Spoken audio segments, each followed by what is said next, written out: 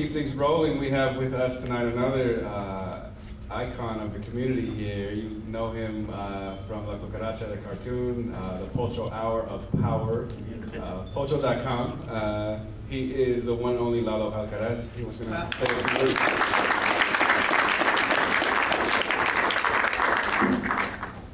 Hey, Luis, thanks for the setup, man. That was beautiful. I'm going to file a report with the Cucaracha Rights Commission now. I am your lone roach warrior. Thank you. My name is Lalo. I'm a cartoonist and occasionally humorous. And part-time here. Not tonight. Yeah, I'm part-time. I'm going to park your cars tonight. Oh, you're already here. I guess I got here late. I guess we were talking about. It actually came up online. I think I was having a flashback. Everything seemed to be the '90s all over again, and I think it was. It's not the fashions. It's it's kind of the mentality. And I don't know, what was the thing that set me off when we were talking about that?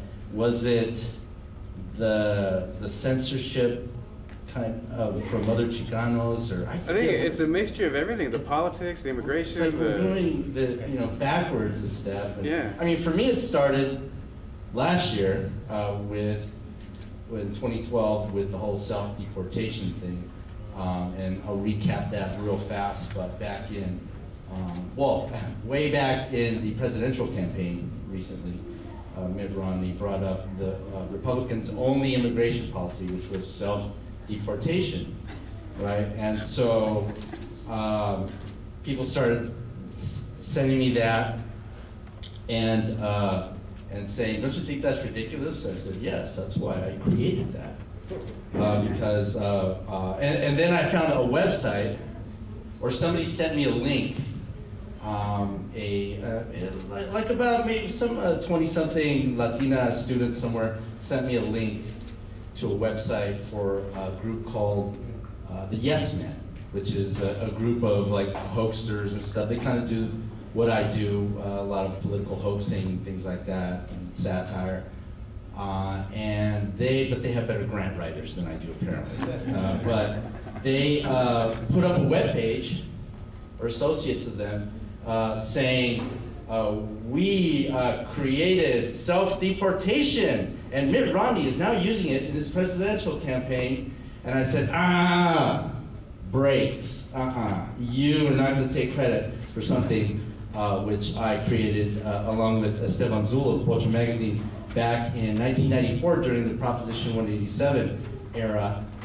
We were so sick to our stomach. Does anybody remember the Proposition 187 time? It was a sickening time. There was so much hate and racism, and the reason that I am passionate about pushing back against anti-immigration rhetoric is because the stuff is dangerous, because it deputizes people to feel that they're already lean anti-immigrant or racist or bigoted.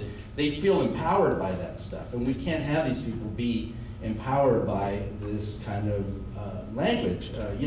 Up in Northern California, during the Proposition 187 era, which was California Governor Pete Wilson's law that he actually rode to victory to re-election, was that undocumented immigrants could not use public services. And we're still, all these laws in Arizona and the Momia Jan Brewer and all these people are still, these are all retreads, or these are spawn, these are, hate roaches that have spawned from the original Prop 187 law. All the laws in Georgia, Alabama, Chris Kobach, the Attorney General of Kansas, remember in, I don't know it's a Public Enemy song, but where it says the KKK, now the KKK wears a three-piece suit, right, something like that, right? Yeah. That's Chris Kobach.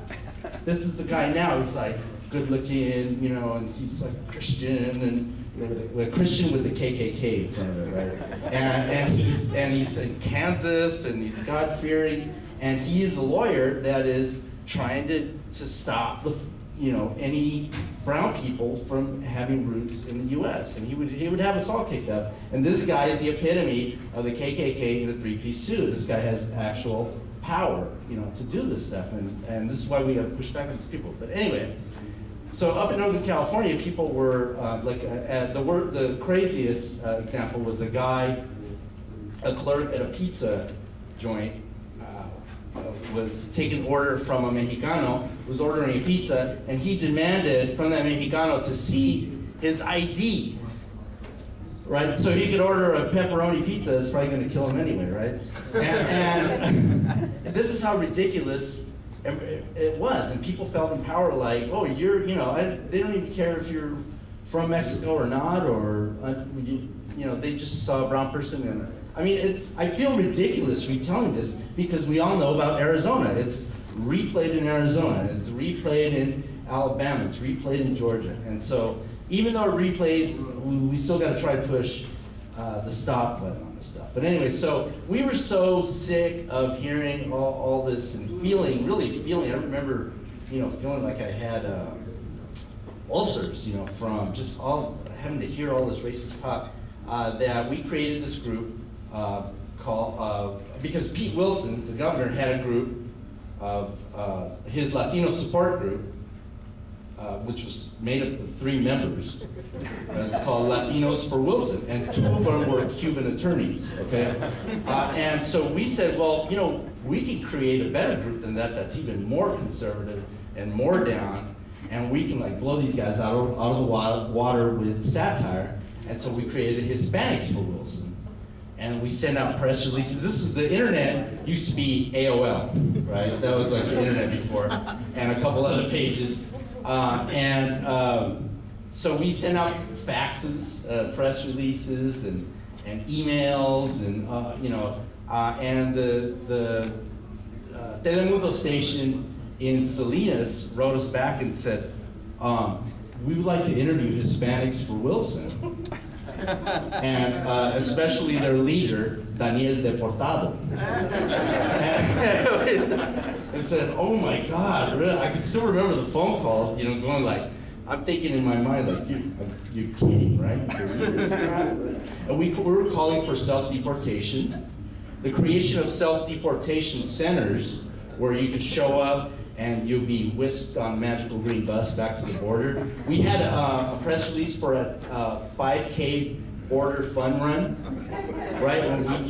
You just had to supply your shoe size, and we'd give you a free pair of sneakers, as long as you understood that it was a one-way run, right? And we just kept saying, you know, the whole when you hoax. As a tip for you potential hoaxers out there, is sometimes the more ridiculous you make it, is the better, because A, people will believe anything, and people will believe ridiculous things. Look at the GOP. And 2, once they fall for a hook, line, and sinker, it's so much more satisfying when it's revealed to be fake, and they sit around going, oh, I can't believe we fell for that. So, yeah, you're an idiot, right? So we sent, we never heard back from Telemundo and Salinas, but National Telemundo called us, and they invited us to be on a show called the Seb Sex Show. This show aired in 22 countries. And I said, what are we gonna do? And my friend Esteban said, well, we're gonna go on TV, stupid. I go, okay, I guess I'm Daniel Deportado. So we bought like segunda suits, and like, you know, we dressed like that, like that Beastie Boys video, Sabotage. Yeah. Right? That's how we dress up, like narcs from the 70s, right?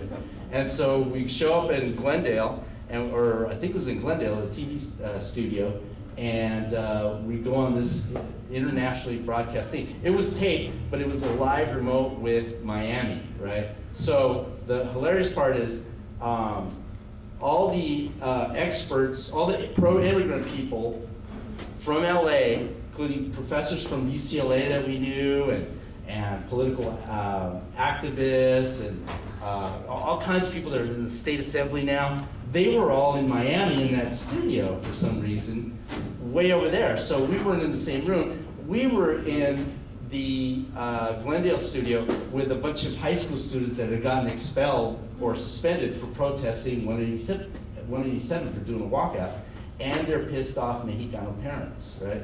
So they're all looking at us like, who are these guys? And then we opened our mouths and we're like, you know, we believe in Spanish. We believe in the self-deportation. We are willing to deport ourselves back to Mexico to support Pete Wilson and the Republican Party. And then people are like, pues váyanse!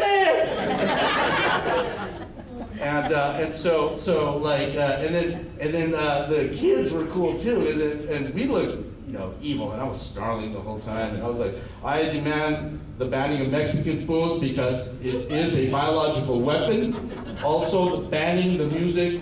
I'm calling for the banning of the music of Linda Ronstadt because her garbled Spanish yodeling is attracting too many Mexicans to our country. And we want to deport the Chinos to Mexico. We don't care. As long as they're in Mexico, that's cool with us. You know, it's just ridiculous stuff. And then like this little homie next to me, probably like an angry 10th grader, man. He leans over to me and goes, hey, you're a fucking sellout, eh?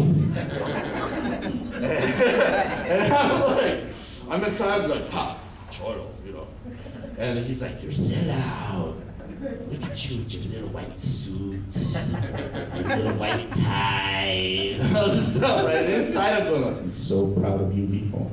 I'm so proud of you. And so we did the whole interview, and we wrap it, and they had to escort us out with a couple of producers because the people wanted to kill us and jump us in the studio, right? So we make it outside. The guy leaves us at the door. We run to the car, and we're laughing. We're like, I can't believe we did this. Oh my God! And then here comes the producer running after us from the building, and he runs after us, and we have like.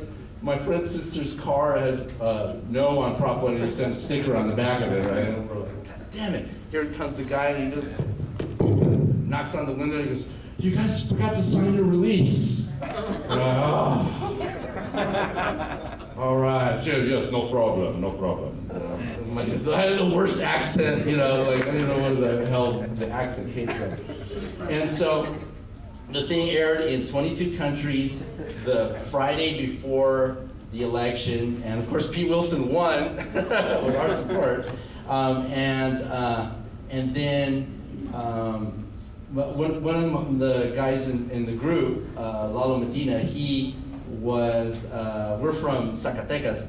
His family in Zacatecas wouldn't talk to him for 4 years because they saw the show and they thought he was like a sellout, anti-immigrant jerk working for Pete Wilson. Because Pete Wilson at that point was famous, you know, in Mexico and the U.S. So, and flash forward to 2012, and Mitt Romney says, you know, the GOP immigration policy is self-deportation. And then I took credit for it, and within a couple days, the New York Times called me, interviewed me for a blog, and gave us credit for self-deportation concept as, you know, a political concept. And then by the next morning, the Rachel Maddow show got a hold of me. And then by that night, I was on the Rachel Maddow show, and she did 11 minutes of setup, and for me to talk like 2.5 minutes on there and just kind of shake my head and go like, Rachel Maddow, you know. And but it was really cool because it all came full circle. But I think the circle's still spinning, and we're still kind of going, you know. I don't want to say it's backwards. I just want to say it's spinning. We don't have to get off, but we should try to at least get it spinning in a better direction than we have been. Or at least we've got to die trying. I think that's the very least that we can do. So, could you grab me those posters real fast? Of course, I'm shielding posters. I have some La Cucaracha books. And oh, speaking of Pete Wilson, I brought the vintage stash. This is Pete Wilson, OG, Offensive Gringo.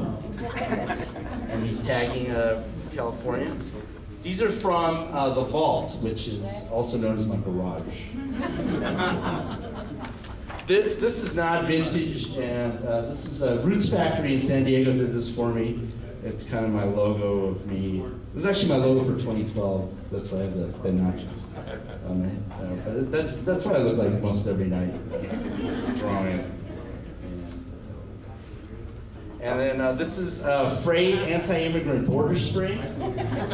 And these are all from around 1994.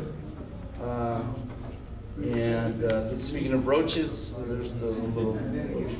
And you know, the cucaracha's Christian name is Cuco Rocha.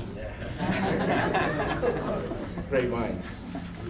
And then, Pete Wilson. And then finally, Migra Mouse, which is my first big, well-known piece. And also, like, I mean, it really, people were reproducing it in parades and marches. There was a lot of marches going on, if you remember that time, and it was great because I mean it's kind of semi-pre-internet, and people now at least are nice and they ask, can I tag your photo or can I use it for this? Yeah, you're a cartoon. So, but it was great, and no, Disney will never ever come after it. So I'll set up somewhere, and thank you guys for coming out tonight. Thank you. And listen to the Cultural Hour Tower every Friday, 4 o'clock. Okay.